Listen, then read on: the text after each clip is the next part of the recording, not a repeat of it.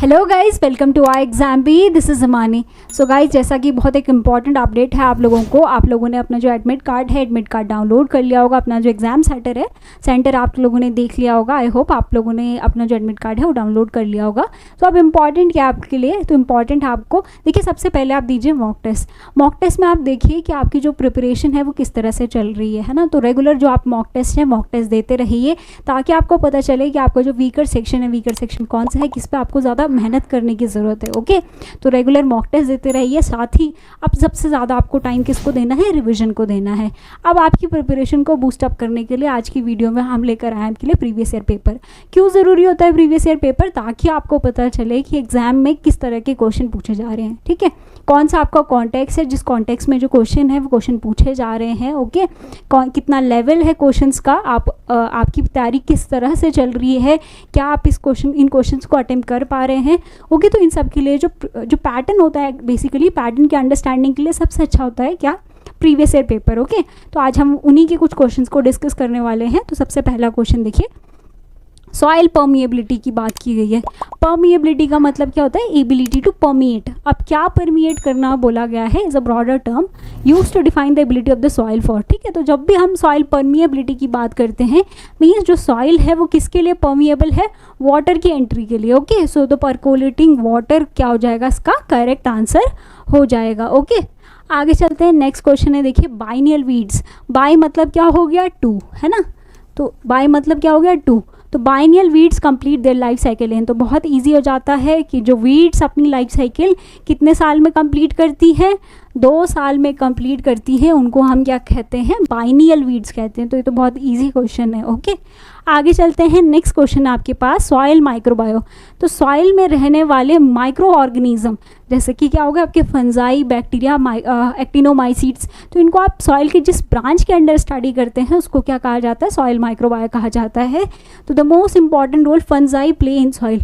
तो फंजाई का क्या रोल होता है उसमें। ओके, तो फंजाई का रोल क्या होता है, जो आपके प्लांट एंड एनिमल रेजिड्यूज होते हैं उनको डिकम्पोज करना। ओके, तो क्या होता है, इनको हम क्या कहते हैं, फंजाई को हम कहते हैं की डिकम्पोजर्स। इनको क्या कहा जाता है, की डिकम्पोजर्स, और ये डिकम्पोज करते हैं ऑर्गेनिक मैटर को। ओके, आगे चलते हैं। नेक्स्ट क्वेश्चन है, broadly speaking there are dash soil horizons in the world. Okay, अब देखिए ये वर्टिकल क्रॉस सेक्शन, इसको कहा जाता है आपका सॉइल प्रोफाइल। ओके, क्या कहा जाता है, सॉइल प्रोफाइल। अब इसमें डिफरेंट हॉरिजॉन्टल लेयर्स होती हैं जिनको हम क्या कहते हैं, हॉराइजन्स। क्या कहा जाता है इनको, हॉराइजन्स। इन हॉरिजॉन्टल सेक्शंस को हम क्या कहते हैं, हॉराइजन्स कहते हैं। जो बेसिकली देखिए कुछ होते हैं आपके ट्रांजिशनल, है ना, जैसे कि हो गए आपके OA, OE। तो इन हॉराइजन्स को क्या कहा जाता है, ट्रांजिशनल हॉराइजन्स कहा जाता है। कुछ होता है आपके मास्टर हॉराइजन्स। तो मास्टर हॉराइजन्स होते हैं OAE, BCR। ओके, तो ये 6 होते हैं, तो आंसर हो जाएगा 6। ओके, आगे चलते हैं। नेक्स्ट क्वेश्चन है, विच of the following is not a critical stage of water management of paddy. तो पैडी की बात की गई है, उसमें से आपने बताना है कि कौन सी ये क्रिटिकल स्टेज नहीं है वाटर मैनेजमेंट की। ओके, सो आपके पास ऑप्शन है head emergence, tillering, grain filling, harvesting stage. तो देखिए हार्वेस्टिंग की बात की गई है। हार्वेस्टिंग मतलब यहाँ पर तो ऑब्वियसली आपको क्या करनी है, इरिगेशन स्टॉप कर देनी है हार्वेस्टिंग से पहले, है ना। तो हार्वेस्टिंग से पहले तो हम इरिगेशन को स्टॉप ही कर देते हैं। तो ये क्या हो जाएगी, ये आपका करेक्ट आंसर हो जाएगा इस क्वेश्चन का। ये क्या होती है, एक इंपॉर्टेंट स्टेज नहीं होती है। ये बात की गई है पैडी की। जब आपसे बात की जाएगी वीट की, ओके, तो वीट के केस में जो 6 स्टेजेस होती हैं आपके पास, वो क्या होती है, CTJFMD। ओके, तो क्या हो गया, CRI, tillering, jointing, flowering, milking, 2 stage. ठीक है, तो ये कितनी स्टेजेस हो गई, 6 स्टेजेस हो गई। किसके केस में, वीट के केस में। ओके, नेक्स्ट क्वेश्चन है, इन हिमाचल प्रदेश वीट कंट्रोल इन मेज and rice crops dash is the popular mechanical method among farmers. ठीक है, तो आपसे पूछा गया है किसके बारे में, हिमाचल प्रदेश के बारे में आपसे दिया गया है स्टेटमेंट। यहाँ पर बोला गया है कि वीट कंट्रोल का एक मैथड है। अब इस मैथड को क्या कहते हैं, shifting cultivation slash and burn method. इसको हम क्या कहते हैं, झूम कल्टिवेशन इसे कहा जाता है। और क्या कहा जाता है इसको, लैंड रोटेशन, है ना। क्या कहा जाता है इसको, लैंड रोटेशन। तो यहाँ पर आप क्या करते हैं, लैंड को रोटेट करते हैं, प्लस क्या होता है, स्लैश एंड बर्न होता है। ओके, तो ये हो गया आपका slash and burn method. Usually ये कहाँ पर होता है, नॉर्थ ईस्ट इंडिया में इसको फॉलो किया जाता है। अब आपसे पूछा गया है, देखिए वीड मैनेजमेंट का मेथड है ये हिमाचल प्रदेश का, तो इसको क्या कहा जाता है, हेलोड। ओके, मैकेनिकल मेथड होता है जिससे आप क्या करते हैं, वीड कंट्रोल करते हैं। नेक्स्ट क्वेश्चन है, micro irrigation dash has emerge as a tool for effective management of resources with save water. Okay, तो ऐसा कौन सा मेथड है, माइक्रो इरिगेशन के मेथड्स की बात की गई है आपसे, तो आपने बताना है। तो जो ड्रिप एंड स्प्रिंकलर इरिगेशन होते हैं वो क्या होते हैं, माइक्रो इरिगेशन मेथड होते हैं। अगर आपसे कहा जाएगा कि फ्लडिंग मेथड, तो आप मुझे कमेंट सेक्शन में बताइएगा कि फ्लडिंग मेथड कौन सा मेथड होता है, और साथ ही ये भी बताइएगा कि आपको पता है कि इज़राइल किसका ओरिजिन है, तो ये भी मुझे कमेंट सेक्शन में बताइएगा। ओके, अब देखते हैं, देखिए स्प्रिंकलर इरिगेशन, तो ये भी बहुत बार एग्जाम में पूछा जाता है कि अनड्यूलेटेड टोपोग्राफी के लिए सबसे बेस्ट मेथड कौन सा होता है, स्प्रिंकलर। ओके, जहाँ पर क्या है, वाटर की अबंडेंस कम है और वहाँ पर सबसे बेस्ट मेथड क्या होता है, ड्रिप। तो यहाँ पर आपको क्या मिलती है, रूट्स में ड्रॉप बाय ड्रॉप क्या होता है, वाटर का इरिगेशन, मतलब जो आपका एप्लीकेशन होता है वाटर का ड्रॉप बाय ड्रॉप एप्लीकेशन किस केस में होता है, ड्रिप इरिगेशन के केस में होता है। ओके, नेक्स्ट क्वेश्चन है आपके पास, Gossypium hirsutum represent dash % of the hybrid cotton production in India. तो जो आपका गॉसिपियम हिरसुटम है अप्रॉक्सीमेटली 90% कॉन्ट्रीब्यूट करता है, तो ऑप्शन क्या हो जाएगा आपका 88% इसमें क्या हो जाएगा, करेक्ट आंसर हो जाएगा। आगे चलते हैं, नेक्स्ट क्वेश्चन आपके पास इकोनॉमिक्स से। तो आपको सारे जो आपके सेक्शंस है, सेक्शंस को फोकस करना है। ओके, जिस तरह से आपको देखिए कोर्स आउटलाइन में आपको जो दिया गया है, आपके पास सिलेबस होना चाहिए। सिलेबस में आपको जिस तरह से टॉपिक दिए गए हैं उन टॉपिक्स को बिल्कुल स्किप मत करिए, एक एक करके आप सारे टॉपिक्स को देखिए कि इस टॉपिक को मैंने कवर कर लिया है, नहीं कर लिया है, चेकलिस्ट बनाकर रखिएगा अपने पास, ठीक है। तो आपसे पूछा गया है, intersection of demand and supply curves indicate the equilibrium. तो किसके बीच का इक्विलिब्रियम होता है ये, तो प्राइस एंड क्वांटिटी के बीच का इक्विलिब्रियम होता है। ओके, आगे चलते हैं, in general the problem ascribe to be created by the use of chemical fertilizers. अब केमिकल फर्टिलाइजर्स के यूज़ करने से क्या होती है, बहुत सारी प्रॉब्लम होती है। आपकी सॉइल डिग्रेड होती है, सॉइल में क्या होता है, पोल्यूशन होता है, और उससे क्या होते हैं, जो सॉइल के माइक्रोबियल ऑर्गेनिजम्स होते हैं उनकी लाइफ भी हैम्पर होती है ना। तो आपने बताना है कि क्या है, इसमें से कौन सा जो है प्रॉब्लम एस्क्राइब्ड, हाँ, तो केमिकल फर्टिलाइज़र के यूज़ करने से जो प्रॉब्लम है वो प्रॉब्लम होती है। ओके, तो imbalance of nutrient and decrease in soil productivity, ये भी होता है। फिर आपसे पूछा गया है हाई एनर्जी यूज़, ठीक है, पोल्यूशन ये भी होगा। मल्टी क्रॉपिंग, ये इसका क्या होगा, इसमें सच ये देखा नहीं जाएगा। ओके, आगे चलते हैं, नेक्स्ट क्वेश्चन आपके पास, agricultural microbiology is concern with. तो एग्रीकल्चर माइक्रोबायो किससे कंसर्न है, ऑब्वियसली हमने क्या कहा, जो माइक्रोबायो है, माइक्रोबायो में हम क्या करेंगे, जो डिफरेंट माइक्रो ऑर्गेनिज्म होते हैं उनका माइक्रोबियल काउंट कितना है, ठीक है, उनकी पॉपुलेशन क्या है, तो उस सब को हम स्टडी करते हैं, वो क्या हो गया माइक्रोबायो। और उसी में क्या होती है, उनसे रिलेटेड जो डिजीज़ होती है वो भी स्टडी की जाती है। ओके, तो अब आपसे पूछा गया है एग्रीकल्चर माइक्रोबायो। ओके, तो study of interdependence of micro organism and their beneficiaries, वे अच्छा ये हो जाएगा इसका, study of different organism in a forest नहीं होगा। Various roles played by micro organism in agriculture, obviously ये क्या हो जाएगा, आंसर हो जाएगा। ओके, तो एग्रीकल्चर में जो माइक्रो ऑर्गेनिज्म है उनके द्वारा प्ले किए गए डिफरेंट रोल। आगे देखिए, match the average rainfall with climatic regions. Okay, तो आपसे बोला गया है लेस देन 500, तो 500, तो ये क्या हो जाएगा, एरिड सेक्शन। ऑब्वियसली एरिड क्या होता है, ड्राई एरिया है ना, एरिड का मतलब क्या होता है, सूखा।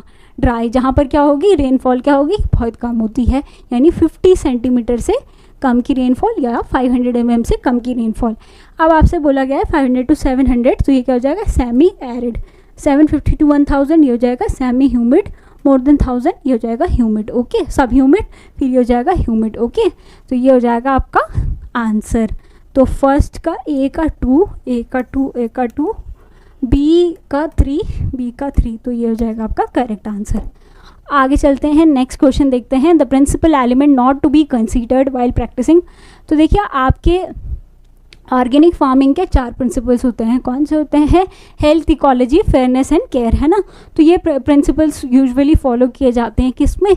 ऑर्गेनिक फार्मिंग में। ओके, तो आपको बताना है कि principle element not to be considered while practising organic farming, तो कौन सा प्रिंसिपल नहीं होता है? ओके, तो attaining sustainable normal yield. Okay, तो जब आप देखेंगे ऑर्गेनिक फार्मिंग की बात करेंगे तो ऐसा हमको इतना जो नॉर्मल यील्ड है वो नॉर्मल यील्ड इनिशियल ईयर्स में नहीं मिलता है, वाइल जो आपका कन्वर्जन पीरियड होता है, ओके ठीक है, तो इसमें काफ़ी चीज़ें होती हैं, तो इनिशियल ईयर में हमको क्या होती है? नॉर्मल यील्ड नहीं मिलती। Okay, according to Edward and health the pest is said to be economic pest. Okay, देखिए हम किसी भी ऑर्गेनिज्म को पेस्ट कब कहते हैं? जब वो हमको क्या करता है? इकोनॉमिक डैमेज कॉज करता है, या फिर वो हमको इन्फेक्ट करता है। ओके, हमारी क्रॉप को इन्फेक्ट करता है, जो एनिमल्स होते हैं, ह्यूमन बींग्स को, उनको डैमेज कॉज करता है, तो उसको हम क्या कहते हैं? उसको हम क्या कह लेते हैं? पेस्ट कहते हैं।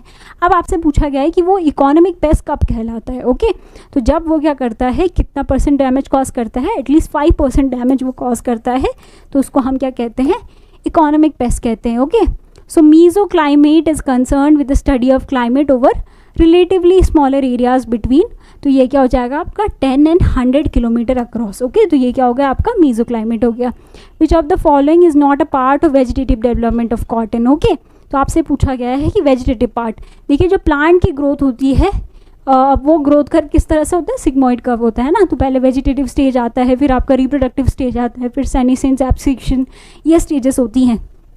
तो वेजिटेटिव स्टेज में क्या होती है? एक्सेसिव जो आपको वेजिटेटिव ग्रोथ देखने को मिलती है, उसके बाद टर्न होता है, फ्लावरिंग फ्रूटिंग होती है, तो उसके बाद जो आपको सीड डेवलपमेंट होता है वो किस में होता है? ये होता है आपका रिप्रोडक्टिव स्टेज में। ओके, तो आपसे पूछा गया है कि वेजिटेटिव स्टेज का पार्ट नहीं है, तो जर्मिनेशन एंड सीडलिंग स्टेज ये तो क्या होगा? वेजिटेटिव स्टेज का पार्ट होगा। Development of root system and leaf, तो ये भी वेजिटेटिव का पार्ट होगा। Can not be development, vegetative का part. Fibre development is due to fibre development is observe during reproductive stage. Okay, next आपसे पूछा गया है microbiology can be called as the study of, तो आई होप आप सब इसका आंसर जो है मुझे कमेंट सेक्शन में आराम से देख सकते हैं, तो इसका आंसर मुझे ज़रूर कमेंट सेक्शन में बताइएगा। आगे चलते हैं। Dash is the only country which grows all the 4 species of cultivated cotton. Okay, तो कौन सी कंट्री है जो चारों के चारों स्पीशीज़ को ग्रो करती है? तो कौन कौन सी स्पीशीज़ होती है? आर्बोरियम, हर्बेशियम, ओके, बार्बडेंस एंड हिरसूटम, ये क्या हो गई आपकी? 4 स्पीशीज़ हो गई। और ये कौन सी हो गई? कंट्री इंडिया, जिसमें चारों की चारों ग्रो होती हैं। ओके, एक्टिनोबैक्टीरिया आर, तो इनको क्या कहा जाता है? इनको कहा जाता है स्लो ग्रोवर्स। क्या कहा जाता है? स्लो ग्रोवर्स इनको कहा जाता है। As they grow in soil having relatively less moisture and partially decompose. अच्छा, आप मुझे ये बता सकते हैं कि जब फर्स्ट शार होता है तो उसके बाद जो सॉइल होती है, सॉइल के अंदर से, सॉइल से क्या होती है? एक एरोमा रिलीज़ होती है। वो एरोमा किसकी वजह से होती है? ठीक है, ये तो मैंने आपको बता दिया, एक्टिनोमाइसीड्स की वजह से होती है। लेकिन क्यों होती है, इसका रीज़न अगर आपको पता है तो मुझे कमेंट सेक्शन में ज़रूर लिखकर बताइएगा। ओके, आगे चलते हैं। नेक्स्ट है विच of the following is not an important technique of nursery, तो जो आपकी नर्सरी की इंपॉर्टेंट टेक्निक नहीं है, आप सभी को पता है डेपो क्या है? राइस में एक बहुत इंपॉर्टेंट नर्सरी टेक्निक होती है जिसको हम क्या कहते हैं? मैट टाइप नर्सरी भी कहते हैं, है ना। तो वेट नर्सरी, ड्राई नर्सरी, ये सारी क्या होती है? इंपॉर्टेंट नर्सरी टेक्निक होती है।